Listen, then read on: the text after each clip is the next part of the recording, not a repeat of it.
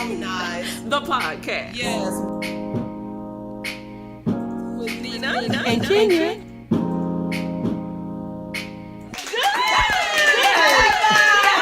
Sounds nice. Mm-hmm. Okay. So I went into that meeting. With knowing these are the things I want.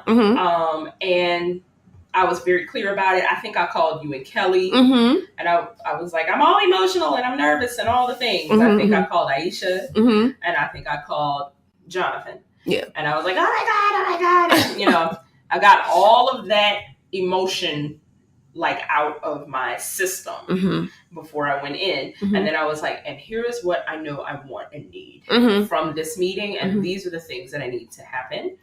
And I've been telling everybody lately, everything I need to know about life, I learned in the theater. What do I want? This. What's in my way? This. What are my tactics? These. That's the name of her book. Right. 3 questions. By Nina Tell So that's how I approached it. And that has been working for me lately. And I got what I needed and what I wanted. Yeah. And they also got what they needed and wanted. Because, I can't completely, I cannot operate if I'm not true to myself, even if I have to engage in a way that is not the most comfortable for me. So, but it's a tactic. Engaging in that way it was a tactic to get me to my objective, right? So it was a tactic that I used to overcome the obstacle of us having 2 different perceptions and mindsets or whatever. And the part that I have to retain is like, it has to be mutually beneficial. Well, having me perform anything there is going to be beneficial, because of the previous relationship and established, reputation with the audiences and all of those things. So it's like, so they're getting their beneficial thing and I get my beneficial thing. And that is satisfying to me. That was satisfying to me that you were able to benefit. I was concerned mostly about your benefit. No disrespect, but because I'm biased and I'm your friend. So I was just like, they're doing what for you? Yes, whatever it takes to get you over there, because that's all I could see for you was the goal that you had set in place months before. And to actually it worked quite quickly. It felt like it worked very quickly. No, it did. It went way quicker than that process ever was. And it was very, very good in a lot of ways. Because I hadn't done the show itself since 2011. So almost 7 years. Since that was a thing. That was a thing. And this is something that's important for all of you creative mommies out there and stepmommies too. Or daddies, whatever. But this is the thing to understand is that because before I checked out and I wasn't available for you mentally or physically or anything like that. Your concern was that you hadn't done this in a long time. There, you had your level. You had 3 more kids. You have your level of confidence, but some of the barriers that were in your way were one of the biggest ones. I hadn't done it in a long time, and I don't know. I don't know what my body can do, and I don't know what my vocal cords can do, and I don't know what this can do and that can do. And doing a solo show is very different from being in a ensemble piece. Right. It's one thing to be on stage with other people. Yeah. But it's just me for 75 minutes talking and doing things and becoming different people. And it's like, I don't know if I have that stamina. Right. I can understand that because although this trip was about Sage, that was another part to mine as well, because my intention was to be able to go and take that pedagogy. You're still going to take it.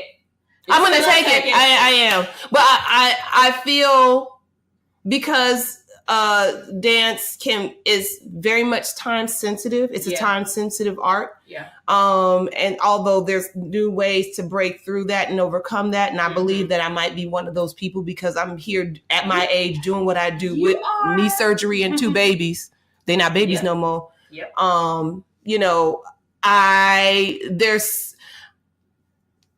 there are certain things that I don't feel every day. And so I was fine up until I said, I should, since I'm here, and, I'm not sure if I could do the pedagogy program at Ailey. I should just take class. Yeah. And normally it'd be a no-brainer. And then I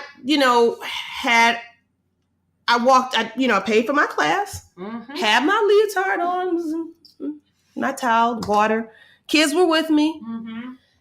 And the same feeling that you had, months before doing what you're doing, all of a sudden hit me like 10 minutes before I walk into the studio. Because 10 minutes before I walk into the studio, I felt okay because it was the Ailey Extension program, which was for beginning dancers, people who've never danced, people who used to dance and come back, and for anyone else really.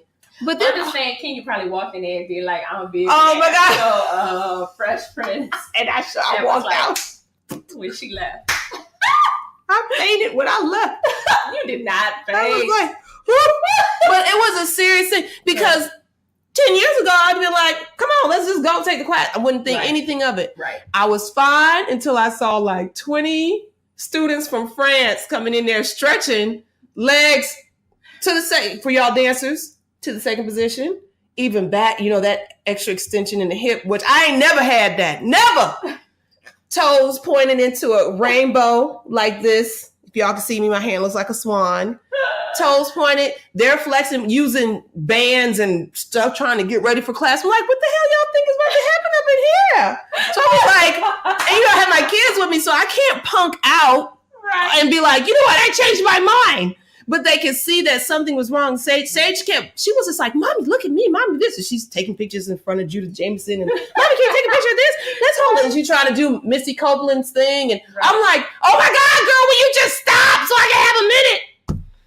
And Jordan was like, what's wrong? What's wrong? What's wrong? I'm like, I don't know if this is the right class. He was like, yeah, it looks like the right class. You can go in there. And I'm like, I love how you all have all this faith in me. Right. And I'm looking at myself. I'm like, oh my God, all the weight hasn't come off. I'm looking at my butt, everything. I'm like, looking at somebody else. I'm looking at Shipoo's booty. I don't know her French name, Sylvie. I'm used to be.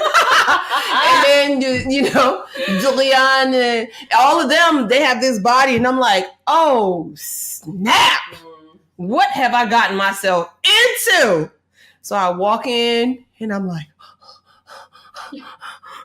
but I did the class. See.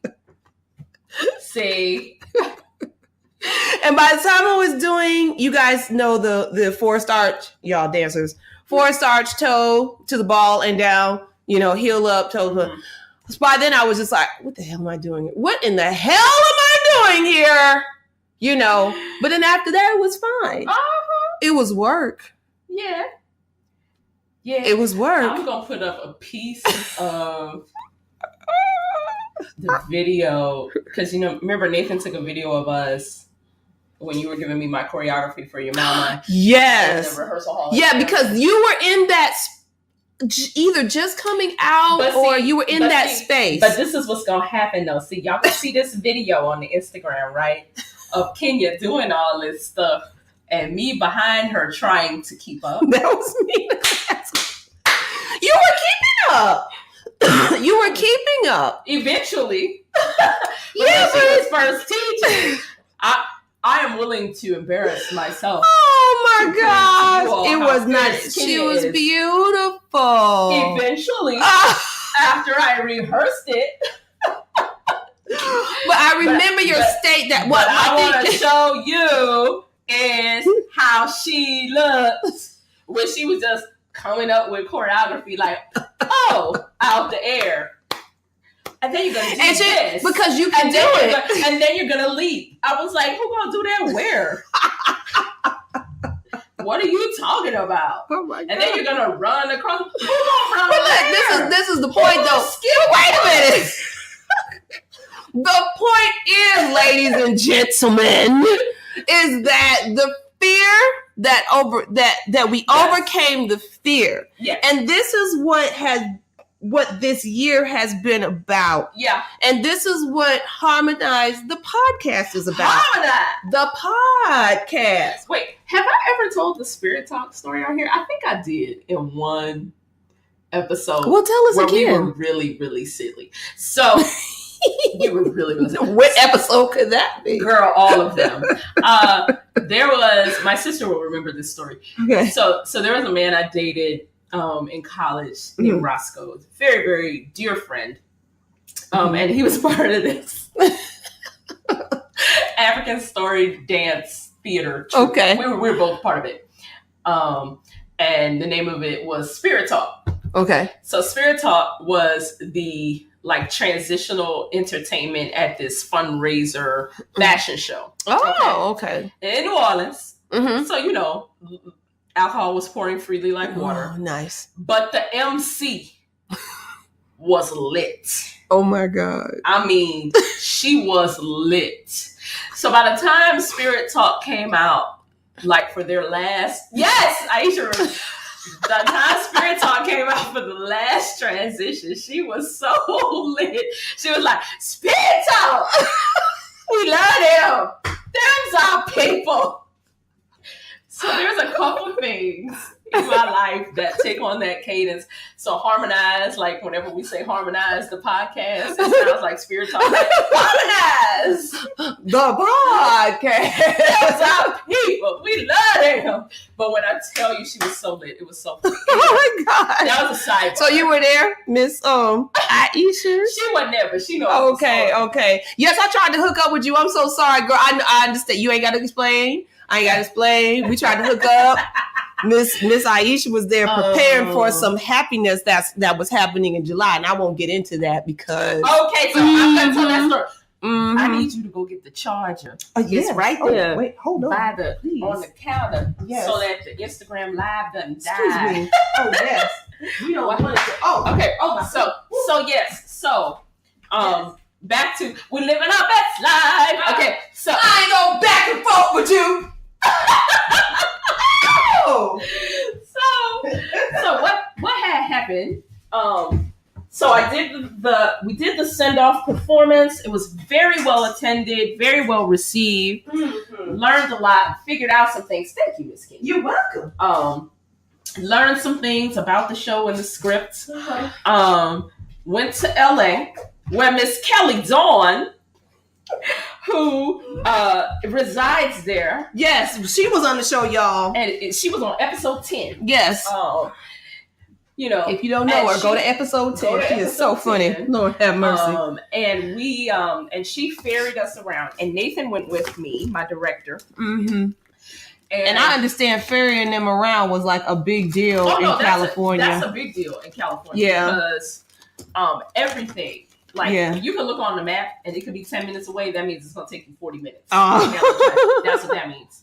Like, at any time of day. At any time of day. Because they call New York the city that never sleeps, but LA don't sleep either. No. So, I put my lips on. And this was my first time in LA. It was fabulous. And I got to stay at my cousin's house, which was really lovely.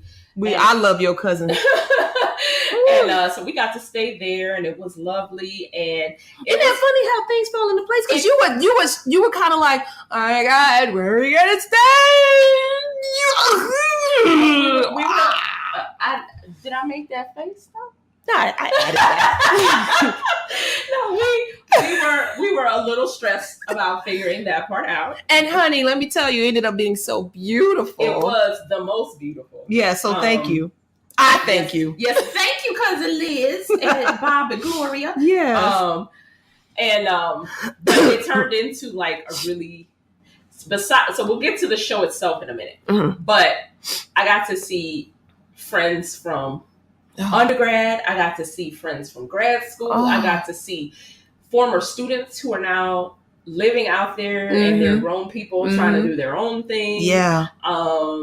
That's always nice to see. Oh yeah, it was like it's always nice to see. I mean, I was working, but it was a vacation. Yeah.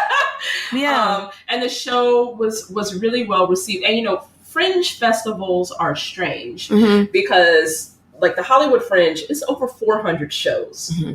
performing over the course of a month. Wow. And so some of them, for the people that like live in LA or live close enough to LA that are doing shows, they might have something happening all 5 weeks because there's a preview week, right, and then the 4 official weeks of the Fringe. There was something happening every week. There was Fringe Prom and Fringe Pride and Eat Around the Fringe and Drink Around the Fringe and Fringe something or else other poetry slam and Fringe TV and Fringe this, that, and then the best of the Fringe, right, Fringe Awards. Right. So there was always something happening, and those are all opportunities to advertise your show. Right. Well, I wasn't there. So, and my show went the last week, and just a lot of things happened, and I did not make sure that I got postcards there ahead of time. Okay. But there was also a lot of digital activity. So I was able to participate in all the Twitter chats and the Facebook groups and all of those things. So people knew who I was in that sense, like Fringe participants. They were familiar. They was like, this girl coming from Cleveland, got a show called Your Mama. You know? And, you know, I know they were like, who's she? Right. Well, and the title is catchy. You know, people like, your mama. What? You know? Your mama. Right. And basically, and that's how I always, people be like, well, what's your show? And I'll be like, your mama. It's like, I'm sorry, what? And I say, it's the name of the play. Here you go, you know? But they loved it. And so it's hard. It's very challenging to get an audience, especially when some of the shows in the Fringe are being put on by local theaters who have been advertising their Fringe show as a part of their season since the fall. Right. With that said, I had a smaller house. I think the most we could have fit was like 40 people. And I had at least 15 people every show. And some people who are native to LA were like, how did you do that? Now me, used to playing to full houses. Here's my diva. I was like, what you mean? It wasn't full. They were like, girl, no, this is LA. This is a film town. Nobody go to theater here. Yeah. You know? They're like, nobody does that. They're like, and plus, nobody knows who the hell you are in LA. Right. You know what I mean? Right. And it's like, that's true. They were like, how did you do that? I was like, I did the stuff. You know? Yeah, right. And I'm fabulous. That's right. No, but it was very well received. Y'all. I learned a lot. Yeah. I was so happy. I was so happy for you. Changes in the script because there's new stuff. And, you know, there's a point in the process where you just don't know with live theater if it's working until people are there. Yeah, know? Right. And so, you know, I got to figure out what was working and what needed some work. There wasn't anything that didn't work. Oh, which was lovely. That is lovely. There are the few things like, oh, I can clarify this. Yeah. I can make this stronger. But nothing, there wasn't anything that didn't work. So I was very happy about that. Very, very happy about that. I just love that. I mean, from my point of view as your friend, I know it was work. I know it was something that you had to do. I know that you were testing out different areas of your art form. I just love seeing you in warm weather near palm trees. To be honest, I'm happy you act. I don't know what I love more. Seriously, I'm glad that you were acting, you did your one woman show, but I guess maybe because I've been around in the passenger seat with the show, so I know it. I've cried and watched you go through the whole birthing technique of the show. So now I was just like, she's doing the show, but she's doing it in high heels in LA with palm trees near a pool. Boom, boom. That was worth it for me as your friend. Right. You know, and that was inspiring for me.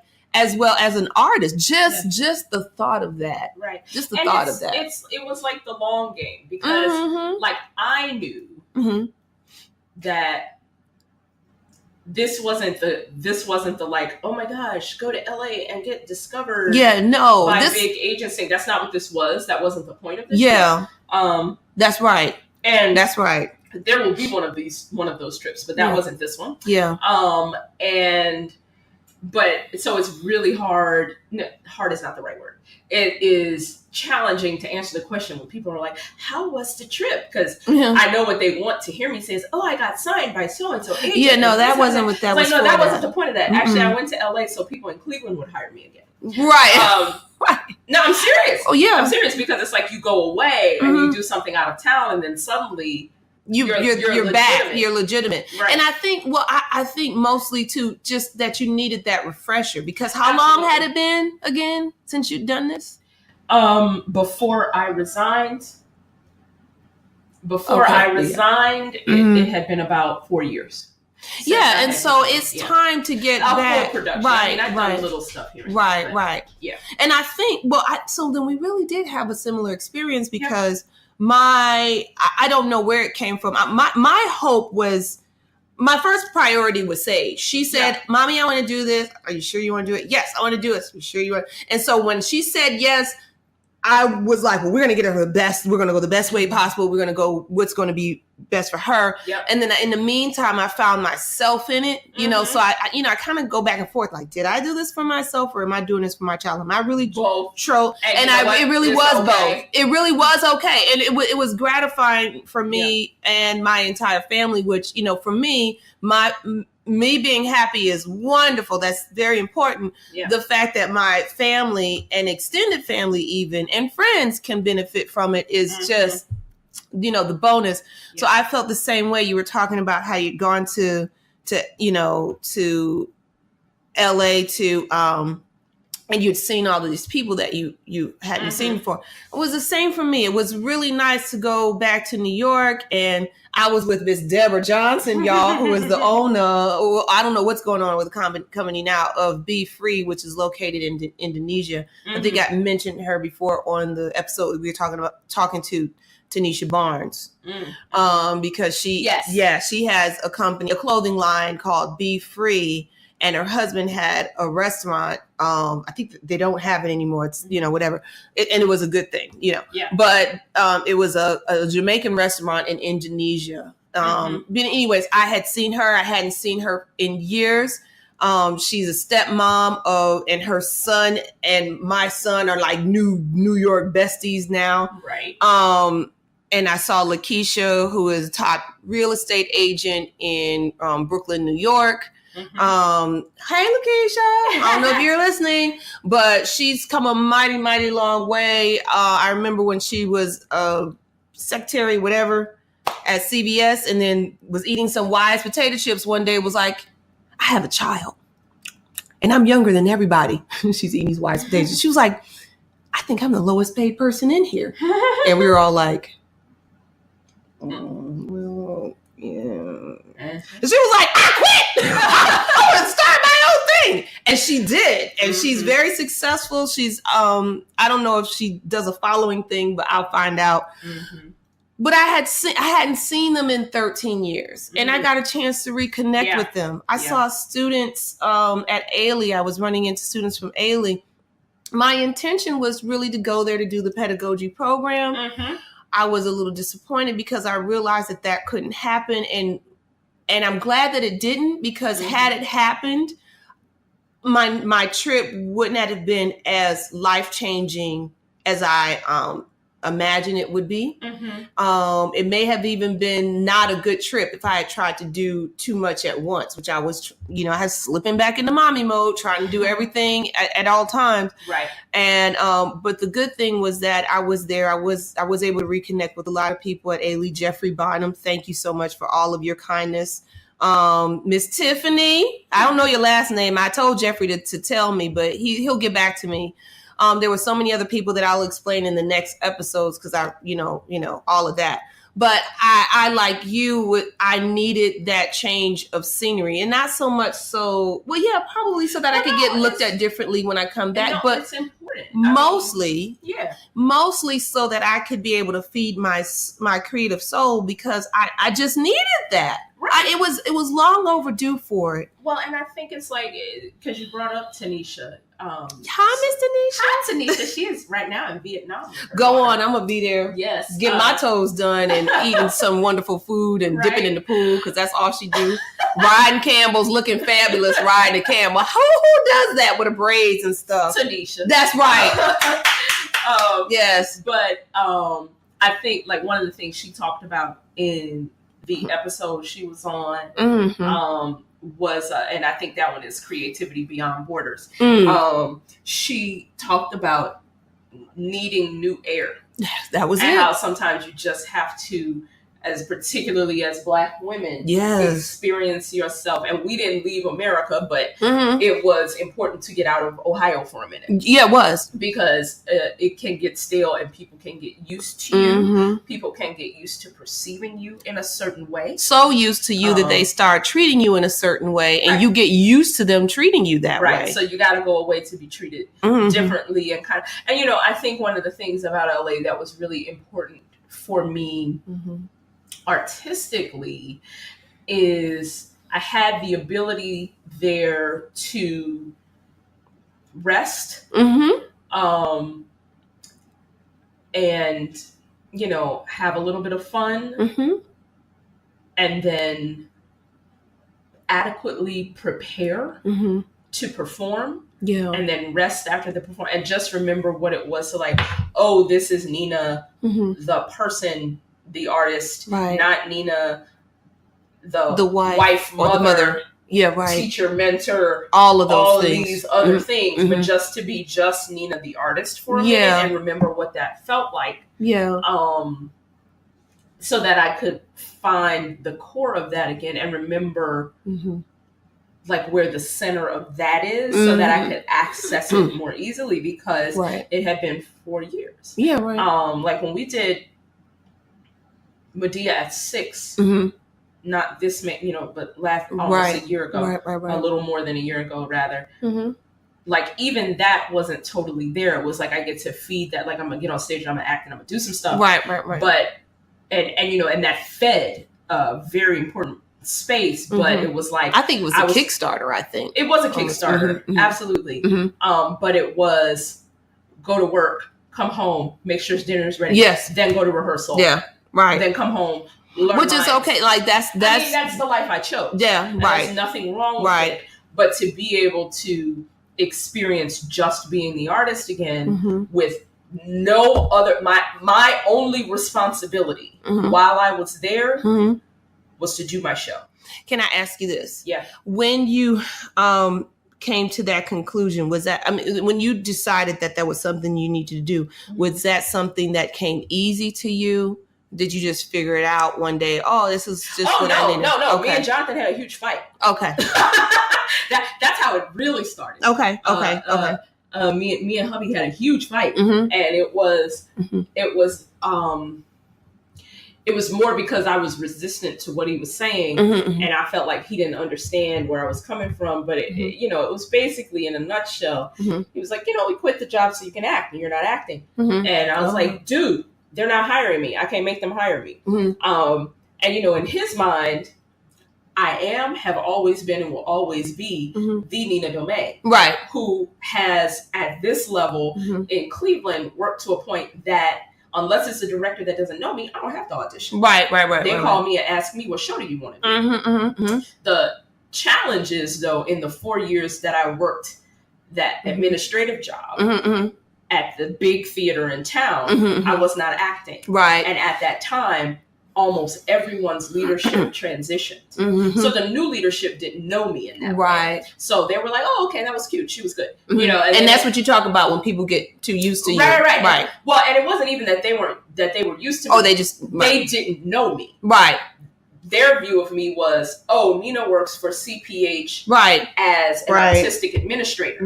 They didn't know Nina the actor. And they were like, oh, that's cute. She's trying to dabble into acting too. No, I'm telling you, that's what their perspective I know. Yeah, I know. Because I even find myself doing it. When people come in to audition for me when I'm in the director's chair and I know them as a stage manager or I know them as a lighting designer and they come in to act, I have to stop the part of my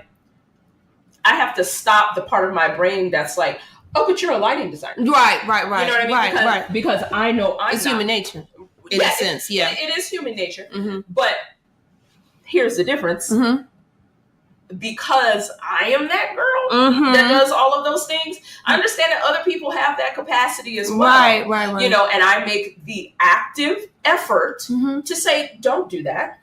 Be open to what they are offering in this audition because they might be the perfect person. Prime example. Dr. McIntyre does it all the time. Right. Prime example.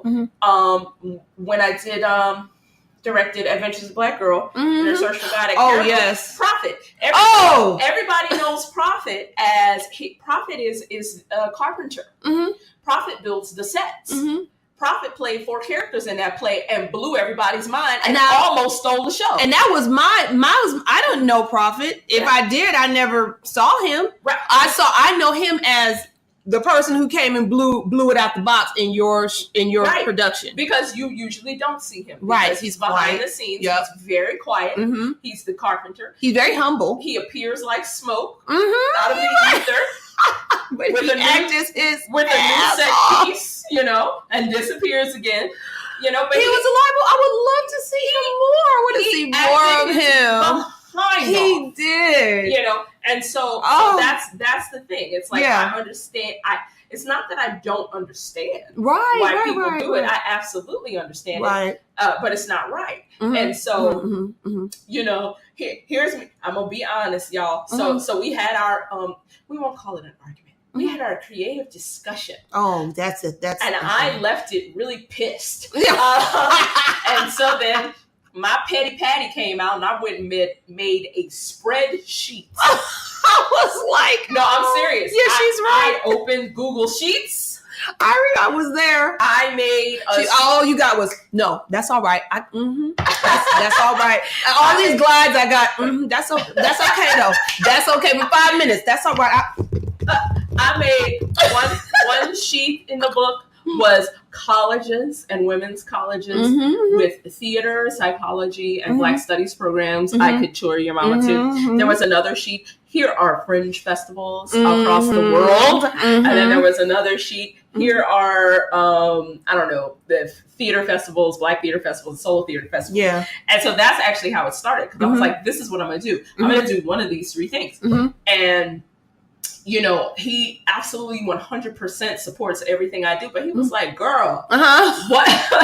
And you were like, no, you said, right. And he was like, what are you talking about? You trying to go to LA right now? And I was like, look, this is what we got to do. That's right. You said you want me to act. I'm back. No, I bring that up because I know we're gonna go. Right. I bring that up because similarly, my what drove me forward was the making decisions out of a feeling of lack. That was my that was my thing. So we're not even saying it's Jonathan. That was the thing. Right. That was the thing that needed to happen in order to put the fire in your butt. It was absolute. It's discomfort. It's not comfortable at all. No, it was an absolutely necessary catalyst to getting us where we are, because it did absolutely what it was supposed to do. Right. I'm booked for the season. Right. There you go. I'm booked for the season. Yeah. And I still had to go out and audition and everything. Right. But people paid attention to me in a different way, because they're like, oh. Okay. Okay. Oh, she's going to LA. Yeah, right. Getting it. Yes, child. I bring that up because it was so. I'd gone through so many feelings of discomfort. Great. Great. No, this past year has been mental and physical. Has been a tumultuous roller coaster of foolishness. Speaking of roller coaster, we went to Coney Island with Uncle Lino, and I did get on the cyclone. I did, and I had bronchitis. I shouldn't have. I got on 2 roller coasters. Oh my God, it was amazing. Wait. Yes, it was. And then you gotta send me that video of you.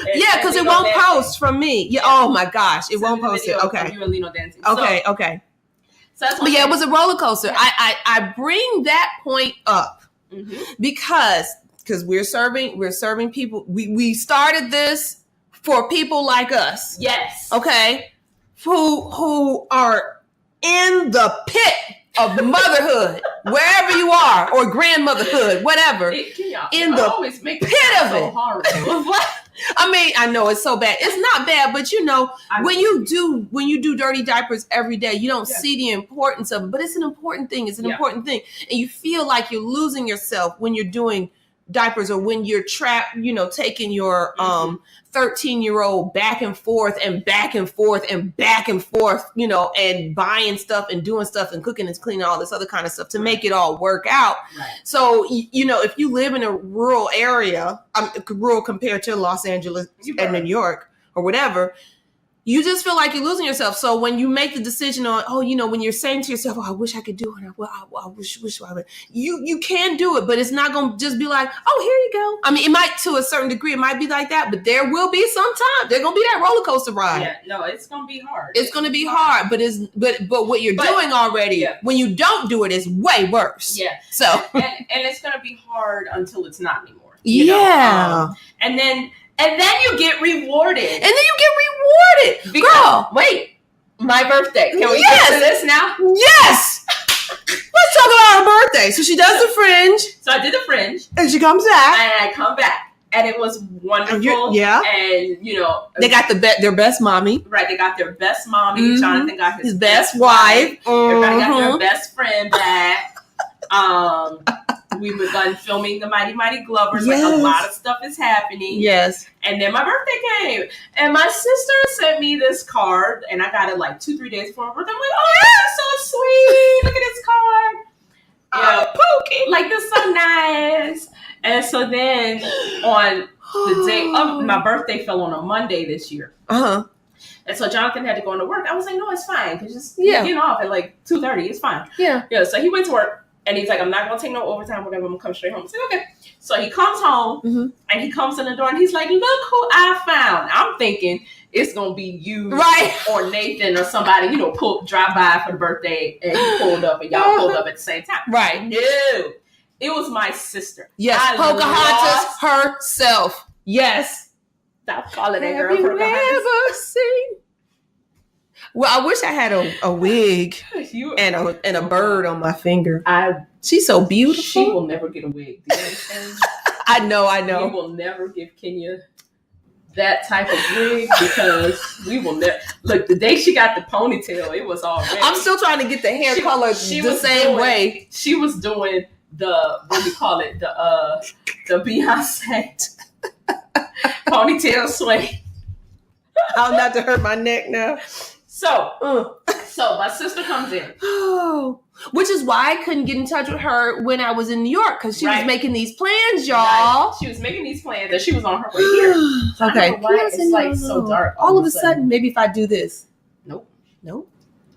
Okay. We're also live people who are on the listening to the. Nope. They ain't working. There it is. Oh, the sun has shifted. Yes, that's what happened. The sun has shifted. Right. The car has crashed it. Right. Okay. Well, you just do what you... Here, let me try and... All right. This is good enough because we almost done because I got to go pick up the big girl. Right. Okay. So, my sister walks in. I lose my mind. I'm like, for my birthday. I'm so excited. And he just grinning and I'm like, y'all did that. Y'all did that. It's just, that was part one. That was part one. So then she pulls out a card and gives it to me. I didn't get it. I'm just as lost. I'm going to put a picture of the card on the Instagram. Okay. But the card is yellow. Mm-hmm. It has golden bees all over it. So you think I might have caught the hint. I did not. We open up the card. And it's a ticket to Beyonce. Girl, the Be Not Say. So got me feeling so crazy right now. Your love has got me feeling so crazy right now. Oh. So she flew in town to take me to see On the Run 2. Oh my God. And so here's the thing. So, I know y'all are screaming. Go ahead, so scream. Go ahead, type that up. We were all right? So then my husband's like, yes, you are a very... What'd she say? I am a very stable genius.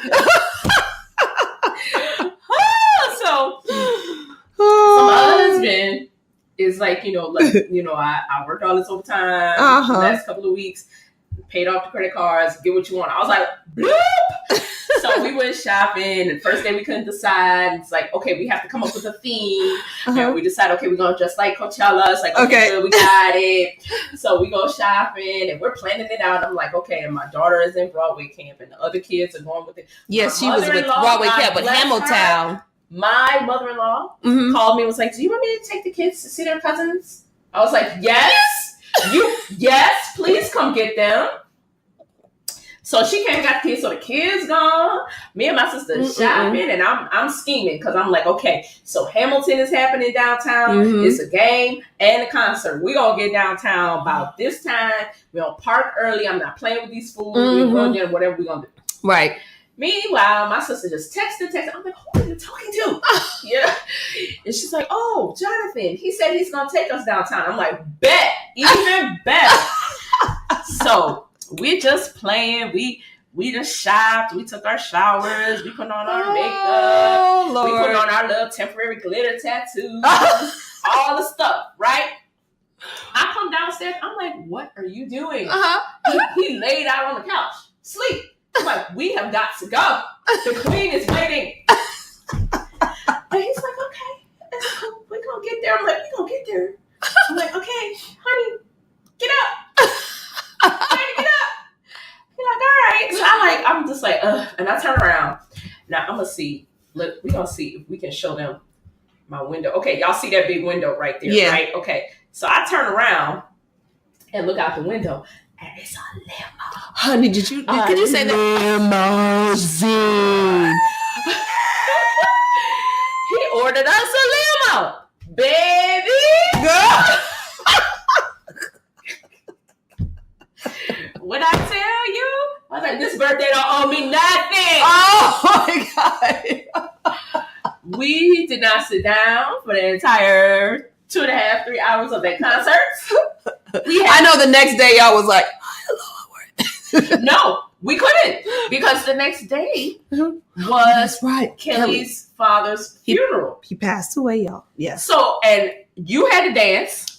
I had to read. Nicole sang. So anytime I screamed at the Beyonce concert, I used all my actor training. Right. And I went straight into my head voice. So I was a beautiful voice the next day. You were. For the ceremony. Yes. You really were. That was wonderful. But I danced my behinds off. Okay? We had fun. Zeta was at that one too. Yes, Zeta was there. Okay, she was in Section 8 dancing too. So then, because Beyonce loves me, she is featured on the cover of Vogue. And she not only is featured, she told them, oh, let me tell you what I'm going to do. Yes, go on, slip into that accent, girl, please. She said, I'm going to edit this whole here, it's an issue. I'm going to write the captions, and I'm going to pick the photographer, and it's going to be this little young black boy right here. 24. He's 24, and he's going to be the first one in 127-year history of Vogue to ever do a cover. You're welcome. But in the caption, though, that got me right in the heart. I was like, this is for Harmonize. I'm going to repost this. Okay, so let's clarify. So she did this for me. I don't care what anybody says. Okay, so can we show them the... Yes, we'll show. Okay, so y'all stay there. So people who are listening, Nina is holding up, because, we were very much inspired by the Beyonce concert. She is holding up the cover of Vogue, where she had partaken in the full editorial digesturations. First time in the history of Vogue that I just missed up 2 words. We'll put it in the Kenny glossary. Don't forget to check out the Kenya glossary on Harmonize podcast. Yes, it changes daily, so you must keep up. But she can modulate it very well. Her captions, she talked about. I'm just going to read it so I don't mess it up. Yes, but I will repost it on Instagram too, because they released it on Instagram. Because she loves you. Yes. So because Beyonce loves me and all mothers. And all mothers, yes. Come on. So she said, after the birth of my first child, I believed in the things society said about how my body should look. Mm-hmm. I put pressure on myself to lose all the baby weight in 3 months and scheduled a small tour to assure I would do it. Now, see, that's the thing mommy artists do. Yes.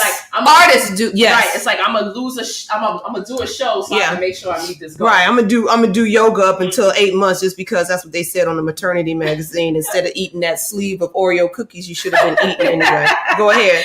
Mm-hmm. And she says, looking back, that was crazy.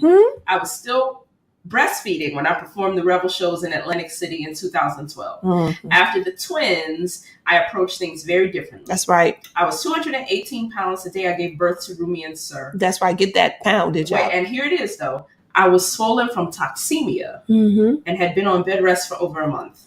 My health and the baby's health were in danger, so I had an emergency C-section. We spent many weeks in the NICU. My husband was a soldier and such a strong support system for me. I'm proud to have been a witness to his strength and evolution as a man, a best friend, and a father. I was in survival mode and did not grasp it all until months later. That's right. So survival mode means you're not living, right? You're just functioning. You're just functioning. Today, I have a connection to any parent. That's us. That's us, y'all. That's us. We may not know each other, but we all know that. Right. To any parent who has been through such an experience. After the C-section, my core felt different. I'm a witness. Hey, dancers. It had been a major surgery. My organs removed and put back in. I did that 4 times. Yes. Not sure everyone understands that.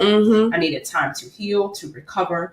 During my recovery, I gave myself self-love and self-care. I embraced becoming curvier. I accepted what my body wanted to be. After 6 months, I started preparing for Coachella. I became vegan temporarily. I gave up coffee, alcohol, and all fruit drinks. But I was patient with myself and enjoyed my fuller curves. My kids and my husband did too. I think it's important for women and men to see and appreciate the beauty in their natural bodies. Yes. That's why I stripped away the wigs and the hair extensions and used little makeup for this shoot. Today, my arms, shoulders, breasts, and thighs are fuller. I have a little mommy pouch, and I'm in no rush to get rid of it. I think it's real. Yeah. Whenever I'm ready to get a 6-pack, I'll go into beast mode and work my ass off until I have it. But right now, my little fupa and I feel like we are meant to be. I need the fupa. Beyonce said fupa in Vogue. And they put it in there. A queen. A queen. A queen. A queen. She's your queen. I knew you was going to. He really wants to be a singer. It just was always in the home. Yes. So we have talked a lot about a lot of things. Yes, we have. And as Sage says, and that's lesson 1. Let me tell y'all, I got to tell y'all a funny story where that came from. One day I was at home. I had made broccoli. I made a dish and I made broccoli. Joseph didn't eat it. And this was when they were really little. I think she was like 6. I'm scared. And what story this is. She was sick. And this is gonna get real bad. Sorry, Joseph. But anyways, she was like, Dad, did you eat that broccoli? Now, mind you, Sage doesn't talk much. So when she gets talkative, people actually listen to her. And they actually talk to her like she's an adult almost. Yeah. Dad, did you eat that broccoli? No, Sage, stop now. I want to hear all of that now.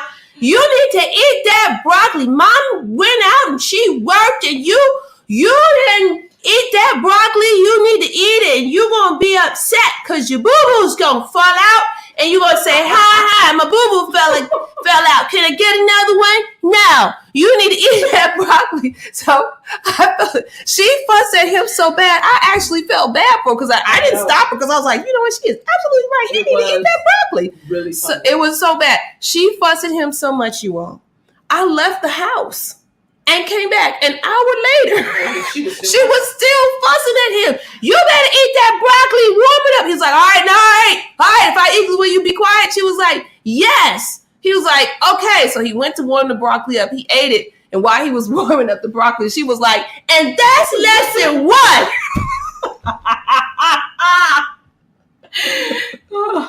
Oh my gosh. I don't know who I gave birth to. A genius. Oh my God. A very stable genius. Oh my gosh. Oh my gosh. All of that to say, that's lesson 1. That's lesson 1. All this whole episode is lesson 1. I'll bring the bottle of wine next time. We'll catch up with 2. If you have some gumbo and some wine, yes, and some water, yes, and some wonderful coffee, and some coffee. Even if the world is, falling down around you, be like Beyonce and give yourself some self-care and some self-love. That's right. Been talking about it for a whole year. It's an anniversary now. Right. And be like Nina King and Harmonize, the podcast. Yes, be like us. Now, anyway. We're done. For now. You ready? Because we didn't do it at the beginning. No, and Mr. Brad said we should one go up and one go down so that it could be harmonized.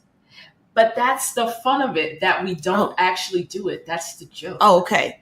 I mean, we'll do it once for Brad. We'll do it once for Brad. Maybe, I don't know. Let's try it. Ready? 3, 2, 9, 18, 17, go.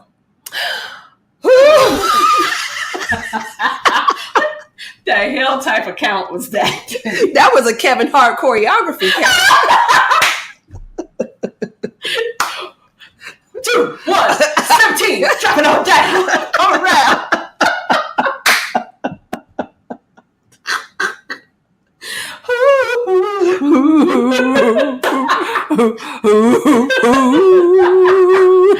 Oh my God.